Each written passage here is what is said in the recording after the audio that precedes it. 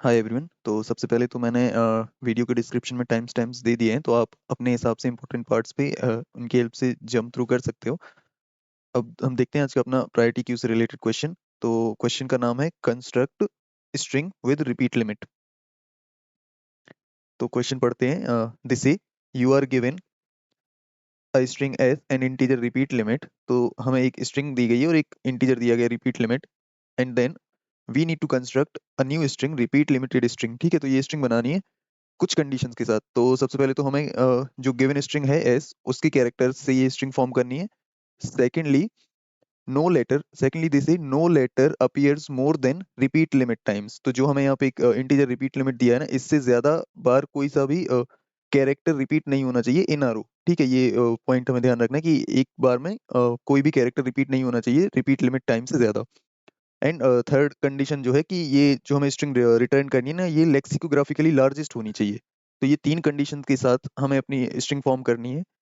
इसके बाद इन्होंने लेक्सिकोग्राफिकली लार्जेस्ट स्ट्रिंग की डेफिनेशन दी है। तो बेसिकली इसमें हमें सिर्फ इतना देखना है कि फर्स्ट कैरेक्टर हमेशा ग्रेटर होना चाहिए। तो सपोज अगर हमारे पास दो स्ट्रिंग हैं, पहली स्ट्रिंग है डी ई एफ एंड दूसरी स्ट्रिंग है जेड। तो आप इसमें देखो, जो दूसरी स्ट्रिंग है ना, इसमें सिर्फ एक ही कैरेक्टर है, बट स्टिल ये वाली स्ट्रिंग लेक्सिकोग्राफिकली लार्जेस्ट होगी क्योंकि जेड पहले आता है।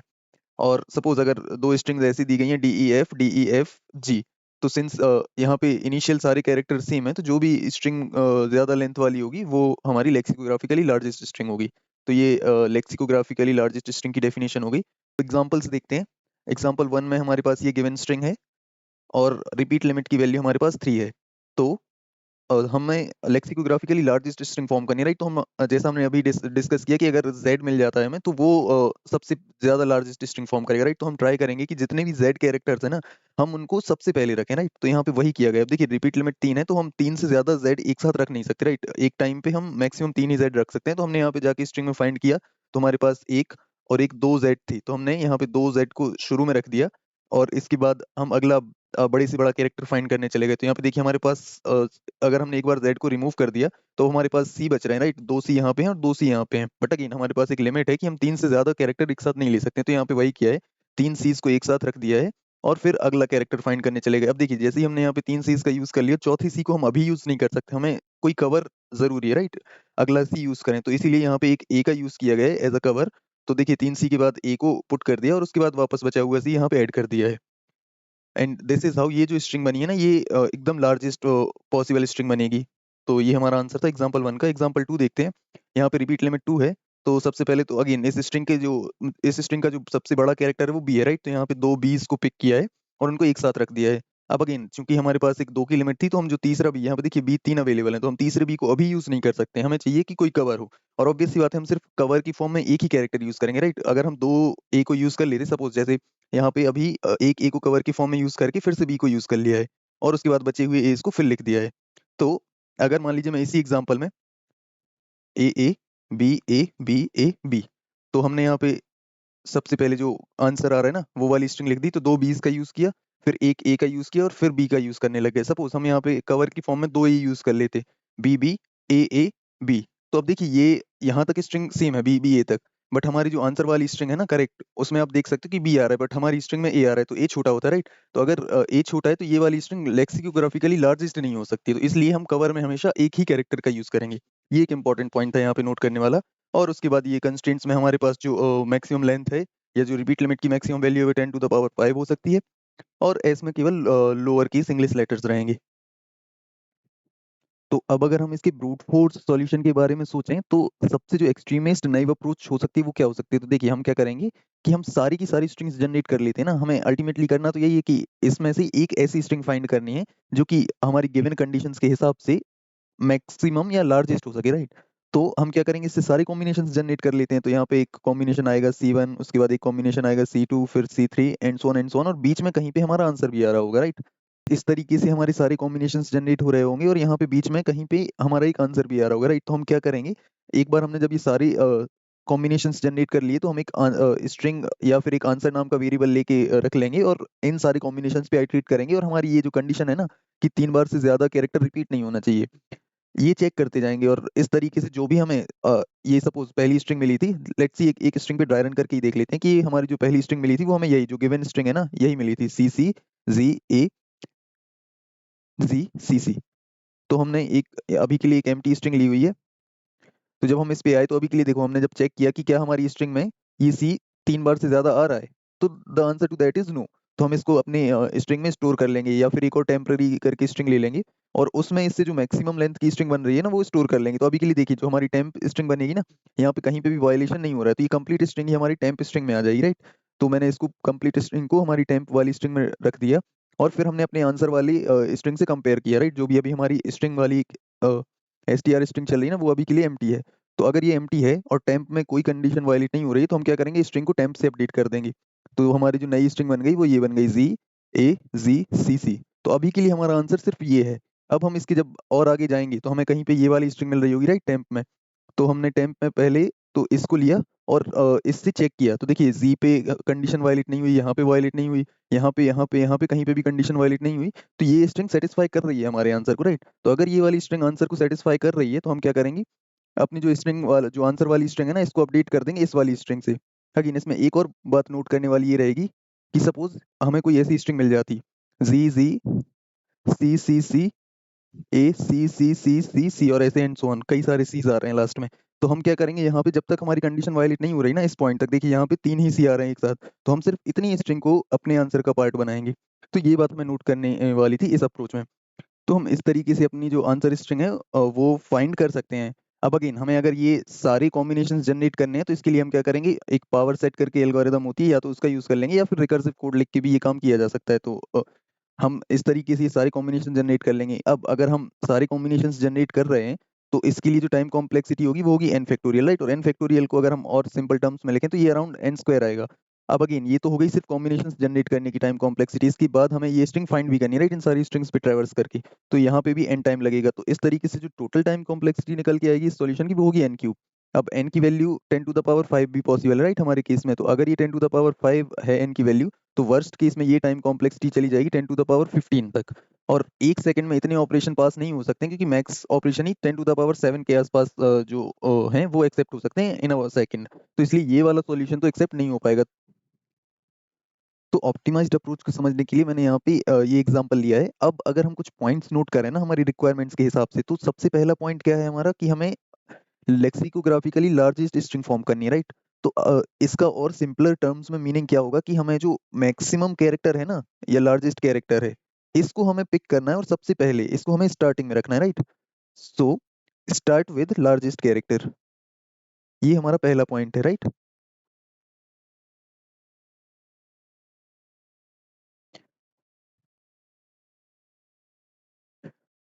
और इसके साथ एक सेकंड बात जो हमें नोट करनी है, वो ये कि ये जो हम लार्जेस्ट कैरेक्टर है ना, इसको हम तब तक पिक करेंगे जब तक कि ये हमारी रिपीटिंग लिमिट के अंडर है, राइट। जैसे ये क्रॉस करेगा, हमें एक कवर की नीड रहेगी, राइट। एक और कैरेक्टर चाहिए पड़ेगा जो कि कवर करेगा कि ठीक है, यहाँ पे हम एक दूसरा कैरेक्टर डाल रहे हैं, और इसके बाद हम फिर से हमारा जो भी लार्जेस्ट कैरेक्टर रहेगा उसको डालेंगे, राइट। तो सेकेंड पॉइंट जो है वो है, हमें कवर वाला पॉइंट रखना है। तो अगर इन 2 पॉइंट्स को ध्यान में रखते हुए हम अपनी ये आंसर स्ट्रिंग फॉर्म करें, तो अभी के लिए ये हमने एक ब्लैंक या एम्प्टी आंसर स्ट्रिंग ली है। अब देखिए, सबसे पहले हम अगेन रिपीट लिमिट हमारी 3 है, तो हम इन 2 पॉइंट्स को ध्यान में रखते हुए अपनी आंसर स्ट्रिंग फॉर्म करने का ट्राई करते हैं। तो सबसे बड़ा कैरेक्टर जेड है हमारे पास, राइट। और जेड की काउंट्स देखें तो हमारे पास 4 जेड अवेलेबल है, राइट। तो हम तो अगेन जेड को लेते जाएंगे जब तक कि रिपीट लिमिट को ये एक्सीड नहीं करता है। तो हमने एक कैरेक्टर उठा लिया, अभी भी हमारे पास जेड अवेलेबल है, तो हमने यहाँ से दूसरा कैरेक्टर उठा लिया, फिर अभी भी हमारे पास z अवेलेबल है, और रिपीट लिमिट के अंडर है अभी तक हम। तो हमने यहाँ पे भी z रख लिया। अब देखिए, हमारे पास एक और z यहाँ पे अवेलेबल है, बट क्या हम इसको ले पाएंगे अभी? तो the answer to that is no, क्योंकि हम यहाँ पे ऑलरेडी 3 z ले चुके हैं, राइट। तो हम 3 से ज्यादा एक बार में एक कैरेक्टर नहीं उठा सकते हैं। तो ठीक है, हम ट्राई करेंगे कि हम एक कवर का यूज कर लें। अब कवर के लिए हमारी स्ट्रिंग में हमारे पास कितने ऑप्शंस अवेलेबल हैं? तो सबसे पहले तो हमारे पास एक सी अवेलेबल है, और इसके अलावा यहाँ पे एक ए भी अवेलेबल है, राइट। तो हमारे पास ये 2 ऑप्शंस अवेलेबल हैं, बट अगेन हमें लेक्सिकोग्राफिकली लार्जेस्ट स्ट्रिंग चाहिए, राइट। तो हम ट्राई करेंगे कि पहले हम मैक्सिमम से मैक्सिमम या लार्जेस्ट से लार्जेस्ट कैरेक्टर पिक करें। तो ए और सी में से हम क्या पिक करेंगे? ऑब्वियस सी बात है, हम सी को पिक करेंगे। तो हम यहाँ पे एक सी रख लेंगे। अच्छा, हम एक ही सी का यूज करेंगे और एक से ज्यादा कवर नहीं यूज करेंगे। क्यों? उसका रीजन यही है कि अगर मान लीजिए हमने यहाँ पे एक और सी का यूज कर लिया, तो जो हमारी दूसरी स्ट्रिंग बन सकती है ना, वो ये जी जी। और जब हम सिर्फ एक कवर का यूज करके वापस जेड पे आएंगे, तो यहाँ पे देखिए जेड कैरेक्टर बड़ा है सी से, इस वाले सी से। तो इसलिए हम सिर्फ एक ही कवर का यूज करेंगे। तो हम यहाँ पे एक सी का यूज कर लेंगे। तो अब हमारा ये वाला सी हट चुका रहेगा। और इसके बाद हम अगेन z को यूज करने के लिए फ्री हैं। तो इसके बाद हम क्या करेंगे, यहाँ पे फिर से ये वाला z यूटिलाइज कर लेंगे, तो अब हमारी स्ट्रिंग कुछ ऐसी दिखेगी। तो हमने जैसे ही इस z का यूज किया, अब हमें अगेन मैक्सिमम कैरेक्टर फाइंड करना है। तो अब हमारे पास लार्जेस्ट कैरेक्टर ये c रहेगा, तो हम इस c का यूज कर लेंगे। इसके बाद अगला लार्जेस्ट कैरेक्टर ये c रहेगा, हम इसका यूज कर लेंगे।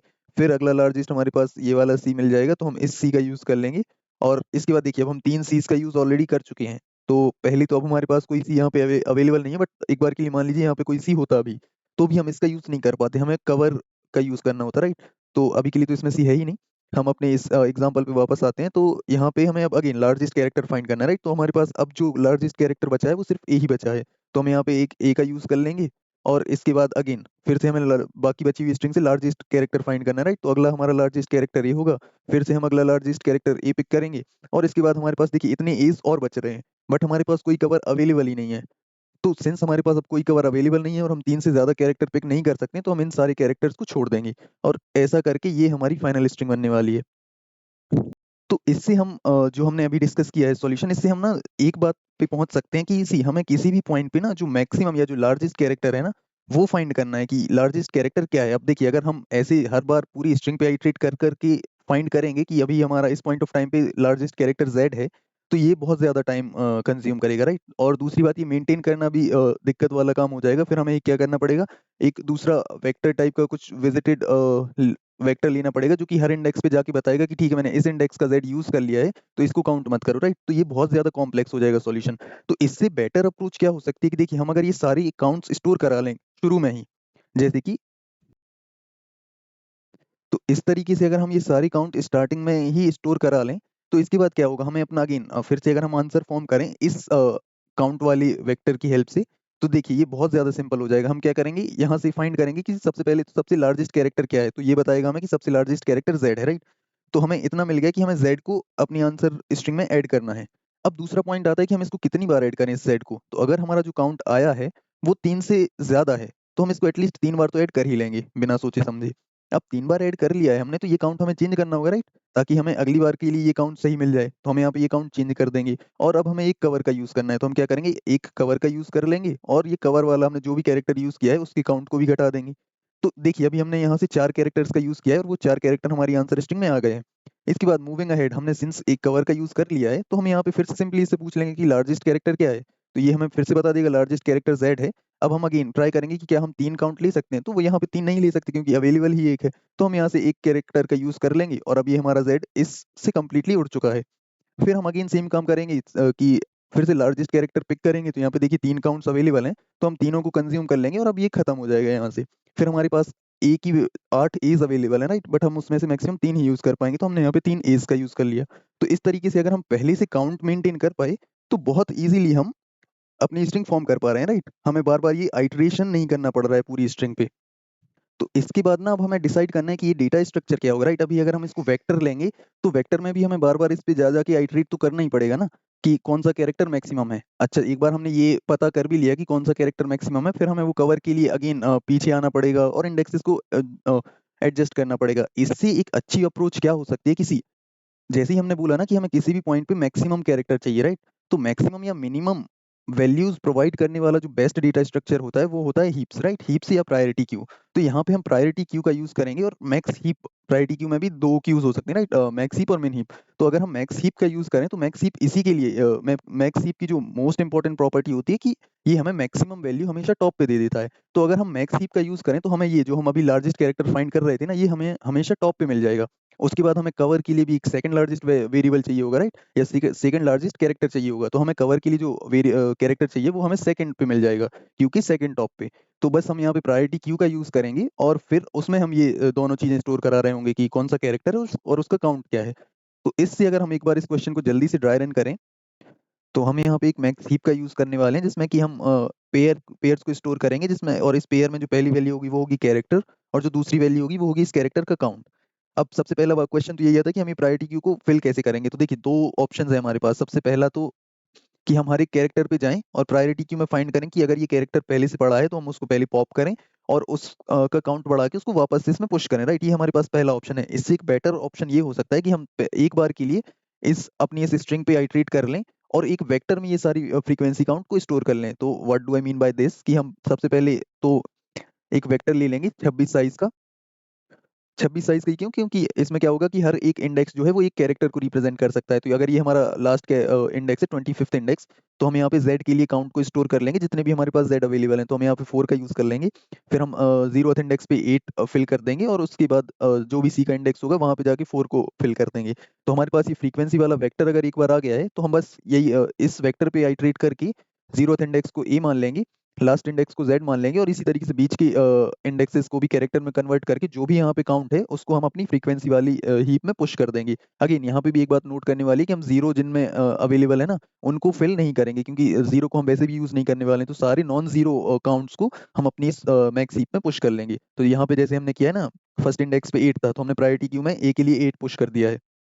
और प्रायोरिटी क्यू में होगा क्या, ये इंटरनल सॉर्टिंग करेगी और जो भी फर्स्ट वैल्यू के हिसाब से इसको सॉर्ट कर देगी। तो फर्स्ट वैल्यू में इसको लार्जेस्ट हमेशा z मिलेगा, राइट। तो ये z को हमेशा टॉप पे रखेगी, उसके बाद c को, उसके बाद a को। ठीक है, तो हम अपनी ये जो प्रायोरिटी क्यू को फिल करने का काम है वो कर चुके हैं। तो अब आते हैं अपने आंसर को फॉर्म करने की डायरेक्शन में। तो सबसे पहले तो हम अपनी प्रायोरिटी क्यू से टॉप को पिक करेंगे। तो यहाँ पे मैंने एक टॉप नाम का वेरिएबल ले लिया है। यहाँ पे हमें अगेन दो चीजें मिल रही होंगी, कैरेक्टर हमें z मिलेगा, काउंट हमें 4 मिल जाएंगे, राइट। तो एक बार अगर हमारे पास ये कैरेक्टर और काउंट आ चुके हैं, तो हम यहाँ पे डिसीजन ले लेंगे कि हमें इसमें से कितने कैरेक्टर्स ऐड करने हैं। तो हम ट्राई करेंगे मैक्सिमम से मैक्सिमम कैरेक्टर्स पिक कर पाएं रिपीट लिमिट के बराबर। तो अभी देखिए हमारे पास काउंट 4 है और हमारी रिपीट लिमिट 3 है, तो हम अपनी आंसर में 3 कैरेक्टर्स अपेंड कर देंगे। तो अपनी आंसर वाली स्ट्रिंग को चेंज कर देंगे और इसमें 3 जीज अपेंड कर देंगे। सिंस अब हमने यहाँ पे 3 का यूटिलाइजेशन कर लिया है, तो हमारा जो नया काउंट रह जाएगा वो 1 ही रह जाएगा, राइट। और हमने इसको यहाँ से क्यू से पॉप कर दिया होगा, जो हमने इसको पिक किया था ना टॉप को, तो तभी हम इसको पॉप भी कर देंगे ध्यान से। अब देखिए यहाँ पे एक बात नोट करने वाली है कि हमारे पास ना काउंट में अभी भी कोई वैल्यू बच रही है, राइट। इवन हमने z को यूज कर लिया है एक बार, फिर भी हमारे पास काउंट में कोई वैल्यू बच रही है। तो इसका मतलब है कि हमें इसको फ्यूचर में यूज करना पड़ सकता है, राइट। पड़ सकता है क्यों बोल रहा हूँ, क्योंकि देखिए यहाँ पे दो केसेस पॉसिबल हैं, राइट। मान लीजिए जो हमारी गिवन स्ट्रिंग s थी ना, वो कुछ इस तरीके की थी, z z z z z z z z बस, और इसके साथ अब हमें और कोई कैरेक्टर दिया ही नहीं गया था। तो इस केस में हम एक बार ही यूज कर पाएंगे ना, उसके बाद ये सारे कैरेक्टर्स तो वेस्ट है हमारे लिए। तो अगर ये वाला केस होता ना, तो ये क्यू इस वक्त एम्प्टी होती, क्योंकि सारे के सारे काउंट z के लिए मान लीजिए यहाँ पे 15 आ गया होता और बाकी ये क्यू एम्प्टी होती। तो जब हमने इसको पिक करके पॉप किया होता ना, तो अभी के लिए हमें ये एम्प्टी दिख रही होती। तो अगर तो केस ऐसा है कि काउंट बचे हैं बट प्रायोरिटी क्यू एम्प्टी है, अगर ये वाला केस है, तो इस केस में तो हमें इसको वापस पुश करने की जरूरत है नहीं, क्योंकि अब हम इसको फिर से यूज नहीं कर सकते। बट अगेन अगर केस हमारा दूसरा वाला है कि प्रायोरिटी क्यू एम्प्टी नहीं है, तो उस केस में हमें एक कवर मिल जाएगा, राइट। अगर प्रायोरिटी क्यू एम्प्टी नहीं है, जैसे कि हम इस केस में देखें, तो अभी हमें प्रायोरिटी क्यू में वैल्यूज दिख रही हैं, तो इसका मतलब है कि हमें कवर मिल जाएगा। और अगर हमें कवर मिल जाएगा तो फिर हमें वो कवर यहाँ पे यूज करना होगा और उसके बाद इसको वापस से पुश करना होगा ध्यान से। तो सबसे पहले तो हम वही काम करेंगे कि पहले कवर फाइंड कर लेंगे। तो अब सिंस हम इसको पॉप कर चुके हैं ना, तो हमें अगेन यहाँ पे कवर टॉप पे ही दिख रहा होगा, राइट, क्योंकि ये तो अब हमारा, अगर मैं इसको अभी के लिए हटा दूं, तो देखिए अभी हमें टॉप पे हमारा कवर दिख रहा है, राइट। तो हम फिर से यहाँ पे जब हमने इसको ऐड कर लिया, तो हम एक काम करेंगे, यहाँ पे एक टॉप 2 करके वेरिएबल ले लेंगे, और इसके लिए हम अगेन सी एच निकालेंगे तो वो हमारा सी आएगा, और काउंट निकालेंगे तो ये 4 आएंगे। तो हम अगेन कवर में तो सिर्फ हमें एक ही वेरिएबल यूज करना है, तो हम सिर्फ एक कैरेक्टर को यूज कर लेंगे। तो यहाँ पे मैंने एक कैरेक्टर को यूज कर लिया, और अगर मैंने एक कैरेक्टर को यूज कर लिया, तो ये जो कवर वाले काउंट है ना, ये भी घट के 3 रह जाएंगे। इसके बाद हमें अगेन ये दोनों टॉप 1 और टॉप 2 को वापस पुश करना है, राइट, फ्यूचर के लिए। तो मैं इनको वापस से पुश करूंगा। अच्छा, मैंने यहाँ पे इसको पॉप किया होगा, तो ये पॉप आउट हो गया। अब इसके बाद हम दोनों वैल्यूज को फिर से पुश कर देंगे। तो अगर मैं सी को पुश करूंगा, तो इसके लिए काउंट 3 हो जाएगा, और जेड के लिए काउंट 1 हो जाएगा।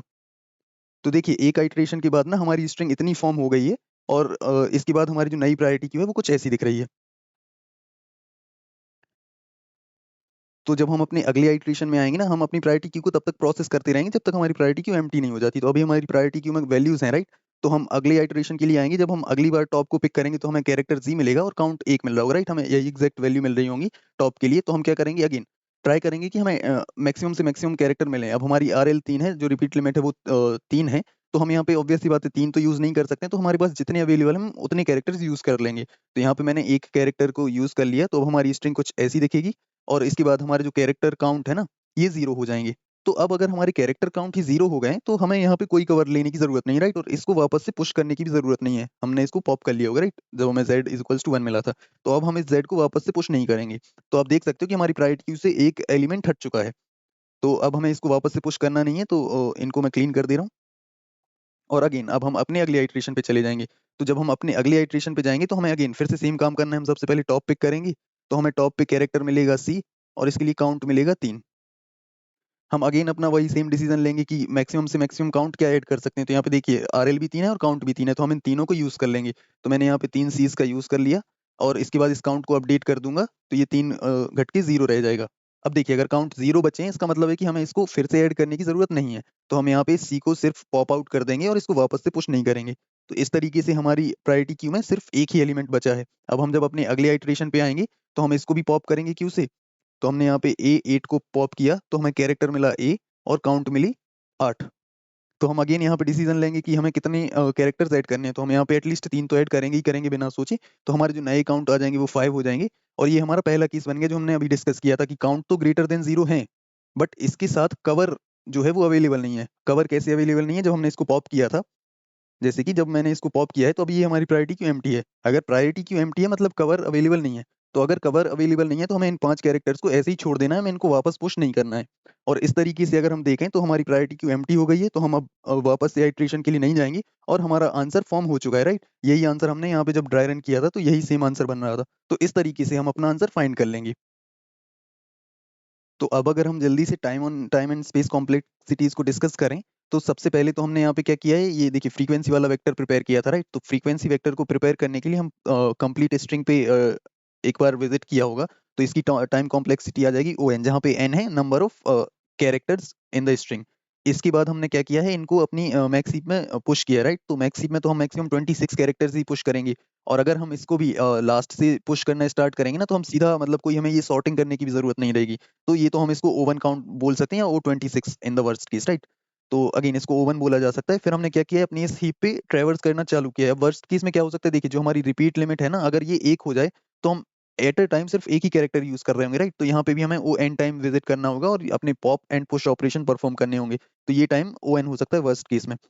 और फिर इसके बाद अगर स्पेस कॉम्प्लेक्सिटी की बात करें तो सबसे पहले तो हमने एक 20 साइज का वेक्टर लिया है और उसके अलावा 20 साइज की ही क्यू फॉर्म करी है। तो इसको हम O1 बोल सकते हैं। तो O1 space and O n time में हमारा ये क्वेश्चन सॉल्व हो जाएगा। तो ये इसकी टाइम एंड स्पेस कॉम्प्लेक्सिटीज थी। अब इसको जल्दी से कोड करते हैं। तो जैसा हमने डिस्कस किया था, सबसे पहले तो एक फ्रीक्वेंसी वेक्टर बना लेते हैं।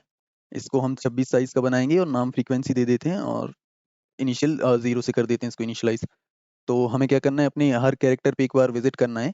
तो for auto and CH S और फ्रीक्वेंसी वाले वेक्टर पे जाके हमें सबसे पहले तो इंडेक्स फाइंड करना होगा। तो इंडेक्स फाइंड करने के लिए हम A से सब्ट्रैक्ट कर देंगे हर कैरेक्टर को। तो सपोज अगर ये कैरेक्टर A था तो A माइनस ए होके यहाँ पे हमें 0 मिल जाएगा। तो ये 0th इंडेक्स पे जाके फ्रीक्वेंसी को इंक्रीज कर देंगे हम प्लस प्लस करके।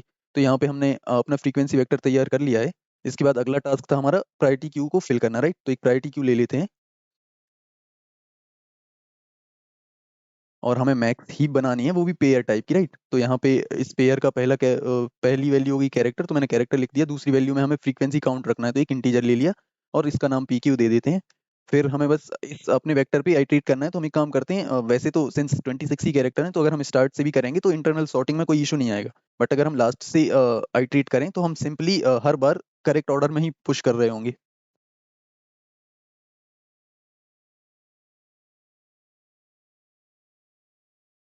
तो मैंने यहाँ पे लास्ट से आइट्रेशन शुरू किया है और हम PQ में पुश कर देंगे। अच्छा, पुश भी हम तब कर रहे होंगे जब ये काउंट 0 नहीं है। तो इफ फ्रीक्वेंसी ऑफ I अगर ये 0 है तो उस केस में हमें पुश नहीं करना है, हम सिंपली कंटिन्यू कर जाएंगे। और अगर ऐसा नहीं है, 0 नहीं होता, तो हमारा फ्लो लाइन नंबर 17 पे आएगा। तो हम क्या करेंगे, PQ में पुश कर देंगे।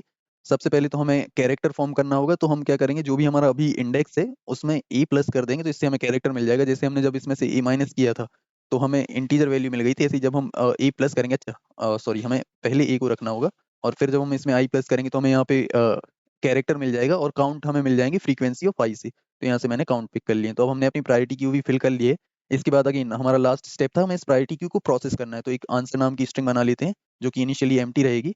और जब तक हमारी प्रायोरिटी क्यू खाली नहीं हो जाती हम तब तक इसको प्रोसेस करते रहेंगे। तो वाइल नॉट PQ.empty हम तब तक इसको प्रोसेस करेंगे और फाइनली जो भी हमारा आंसर आएगा उसको यहाँ पे नीचे रिटर्न कर देंगे। अब PQ इस प्रायोरिटी क्यू को प्रोसेस करने के लिए हमने जैसे वहाँ पे टॉप नाम के वेरिएबल लिए थे, राइट। तो वही मैं यहाँ पे ले ले रहा हूँ। तो ऑटो, इनफैक्ट टॉप लेने की जरूरत भी नहीं है, सीधे हम वो काउंट्स ले लेते हैं। तो हमारे पास एक कैरेक्टर 1 आएगा और एक काउंट 1 आएगा, राइट, जो पहला टॉप ले रहे थे हम। तो मैंने यहाँ पे इसको पिक कर लिया PQ.top से और इसको पॉप कर लिया जैसा हमने डिस्कस किया था। तो मैंने यहाँ पे टॉप को पिक कर लिया है और इसको पॉप भी कर लिया है।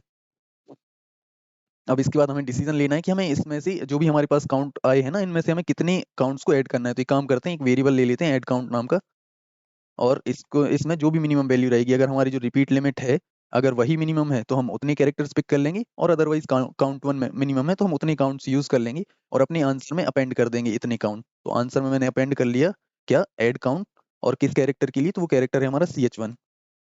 अब चूंकि हम इतने ऐड काउंट कैरेक्टर्स यूज कर चुके हैं तो हमें अपने काउंट वन को चेंज करना होगा, राइट। तो मैंने यहाँ पे काउंट वन में से सब्ट्रैक्ट कर दिया ऐड काउंट। इसके बाद अगेन हमें ये चेक करना है कि अगर हमारे पास काउंट वन में अभी भी कोई वैल्यू है, जैसे कि हम जब देख रहे थे तो ड्राई रन में जेड को जब हमने 3 बार यूज कर लिया तो तब भी हमारे पास जेड का एक काउंट बच रहा था, राइट। तो अगर काउंट वन अभी भी ग्रेटर देन 0 है, इसका मतलब है कि हमें इसको फ्यूचर में यूज करना पड़ सकता है। करना पड़ सकता है किस केस में, जब हमारे पास कवर अवेलेबल है, और अगर कवर अवेलेबल नहीं है तो हम ऑब्वियस सी बात है नहीं यूज करेंगे। तो सबसे पहली बात तो कि हमारे पास काउंट होने चाहिए और कवर अवेलेबल होना चाहिए। तो कवर अवेलेबल होने का मतलब है कि अभी प्रायोरिटी क्यू एम्प्टी नहीं होगी, तो प्रायोरिटी क्यू डॉट एम्प्टी ये फॉल्स होना चाहिए, राइट। तो अगर हमारी प्रायोरिटी क्यू अभी एम्प्टी नहीं हुई है तो उस केस में हम क्या करेंगे, इस करंट वाले टॉप को वापस से पुश करेंगे, बट उससे पहले हम वो सेकंड टॉप का जो कवर वाला कैरेक्टर है ना उसको पॉप कर लेते हैं। तो अगेन हम सेम ही चीज का यूज करेंगे जैसे हमने कैरेक्टर वन फाइंड करने के लिए किया था ना। तो यहाँ पे एक काम करते हैं, कैरेक्टर टू और काउंट टू निकाल लेते हैं पी क्यू डॉट टॉप से, और इसको भी पॉप कर लेते हैं, तो पी क्यू डॉट पॉप। इसके बाद हम अगेन जो भी हमारा नया कैरेक्टर आया है उसको एज अ कवर यूज करेंगे, तो आंसर डॉट पुश बैक कर देते हैं हम ये जो भी नया कैरेक्टर आया है उसको, और जो काउंट टू आया है ना उसको भी सब्ट्रैक्ट कर देते हैं एक से। तो मैंने यहाँ पे काउंट टू माइनस माइनस कर दिया है।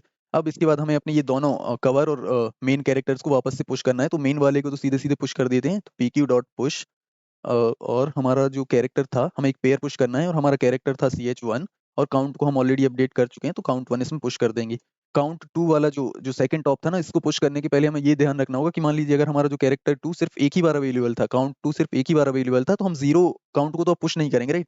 तो अगर हमारा काउंट टू अभी भी 0 से बड़ा है तो फिर हम इसको भी पुश कर देंगे। तो हम प्रायोरिटी क्यू में पुश कर देंगे अपना सेकंड वाला पेयर, जिसमें कि हमारा कैरेक्टर था CH2 और काउंट हो गए हैं हमारे काउंट टू, एक से डिड्यूस हम ऑलरेडी इसको कर चुके हैं, राइट। तो ये हमारा कंप्लीट कोड था। यहाँ पे हमने अपने स्प्राइट क्यू में एलिमेंट्स को वापस पुश कर दिया है। जब ये कंप्लीट प्रोसेसिंग हो चुकी रहेगी तो हमारी प्रायोरिटी क्यू एम्प्टी हो जाएगी और हमारा आंसर अपडेट हो चुका रहेगा, और वही आंसर हमने यहाँ पे लास्ट में रिटर्न भी किया है। तो इसको एक बार रन करके देखते हैं।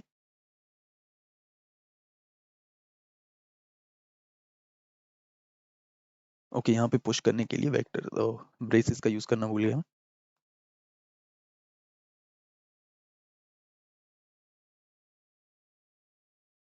गिवन टेस्ट केसेस तो पास हो गए। Let's try submitting this.